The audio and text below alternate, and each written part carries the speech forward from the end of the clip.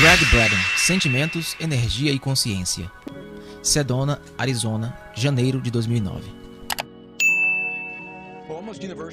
Quase universalmente, textos e tradições antigas têm nos lembrado que nós estamos conectados. Eles disseram que nós somos um, que nós fazemos parte do nosso mundo, que somos parte da Terra e das mudanças na Terra.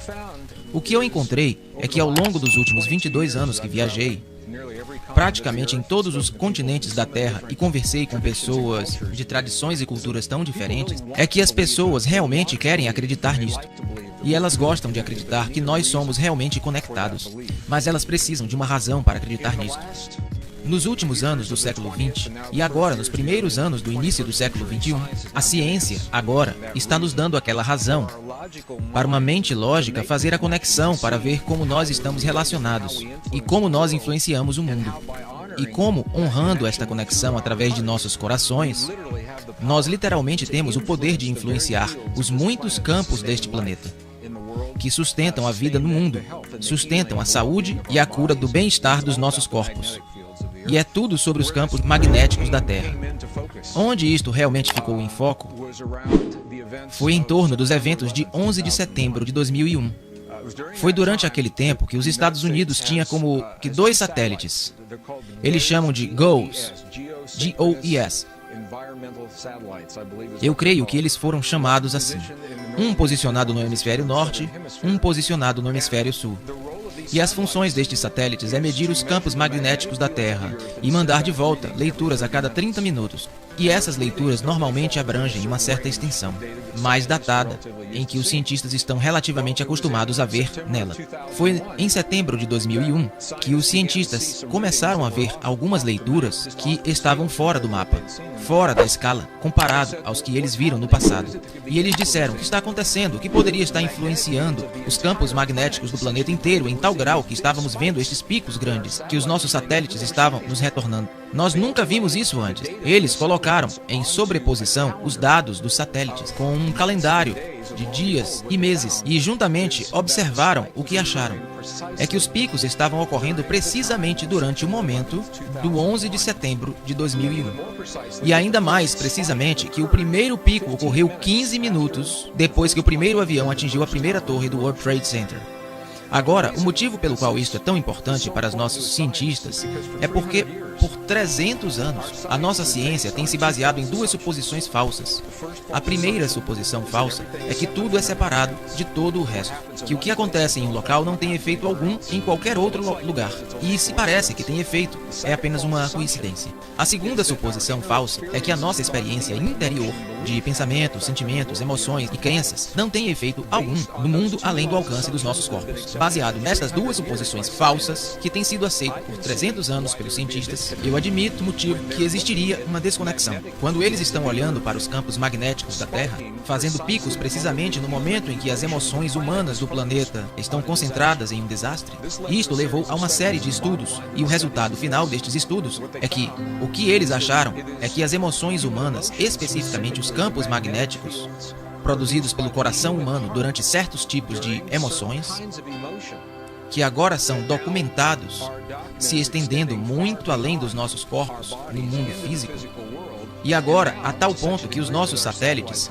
a muitos quilômetros acima da superfície, são capazes de registrar isso. Tudo isso leva a numerosos estudos de agora, mostrando que quando um certo número de pessoas se juntam e eles escolhem, em um momento do tempo, criar uma emoção precisa em seus corações, esta emoção pode literalmente influenciar intencionalmente os muitos campos que sustentam a vida no planeta Terra.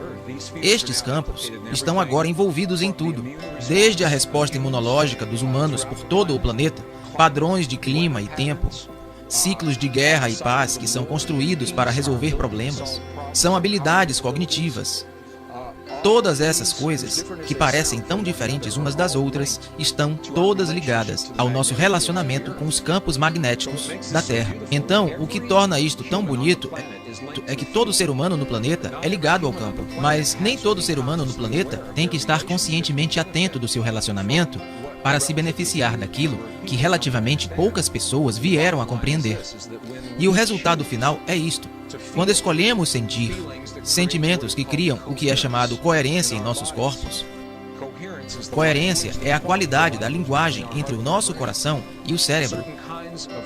Certos tipos de experiências baseadas no coração, como apreciação, gratidão, perdão, carinho, compaixão.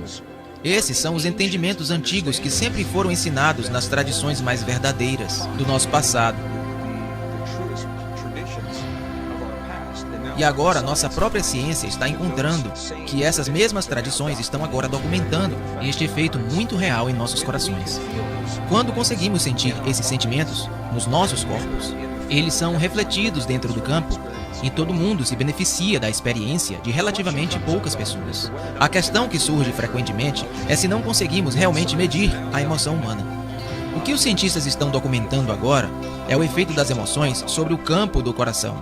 O coração humano é agora documentado como o gerador mais forte dos campos, tanto elétrico como magnético, dentro do corpo. Isto é importante porque nós sempre fomos ensinados que é no cérebro que acontece tudo. O cérebro realmente tem campo elétrico e tem mesmo um campo magnético, mas eles são relativamente fracos comparados ao coração. O coração é aproximadamente 1000 vezes mais forte eletricamente e até 5000 vezes mais forte magneticamente que o cérebro. E isto é importante porque o mundo físico, tal como conhecemos, é efeito desses dois campos de energia, campos elétrico e magnético, campos eletromagnéticos. Nossos próprios livros de física agora nos contam. Se pudermos mudar tanto o campo magnético de um alúmen como o campo elétrico de um átomo, fazendo isso, nós mudamos literalmente aquele átomo. Nós mudamos a substância da qual os nossos corpos são feitos neste mundo. E agora parece que o coração humano é projetado para fazer ambos, mudar tanto o campo elétrico quanto o campo magnético dos nossos corpos, no nosso mundo. E eles mudam assim em resposta às emoções que criamos entre o nosso coração e o cérebro. Bem, eu tive muitas questões de pessoas me perguntando como estas descobertas se relacionam com o que é chamado hoje de lei da atração. E em nível muito elevado, numa visão bem geral, eles podem nos dar conhecimento sobre os relacionamentos, mas quando nos aprofundamos mais nas descobertas, assim como nos ensinamentos antigos, nós descobrimos que isso tem menos a ver com atração e mais a ver com um espelhamento. E o que eu quero dizer com isso é: o mundo à nossa volta, nossa própria ciência, está nos dizendo isto agora. Há um campo de energia que constitui a base de toda a realidade física. É conhecido atualmente por nomes que vão desde simplesmente o campo. Lynn McTaggart escreveu um lindo livro intitulado O Campo, sobre esta essência quântica. Algumas pessoas a chamam de mente da natureza, alguns cientistas a chamam de mente de Deus, alguns chamam de a matriz, alguns chamam de matriz divina.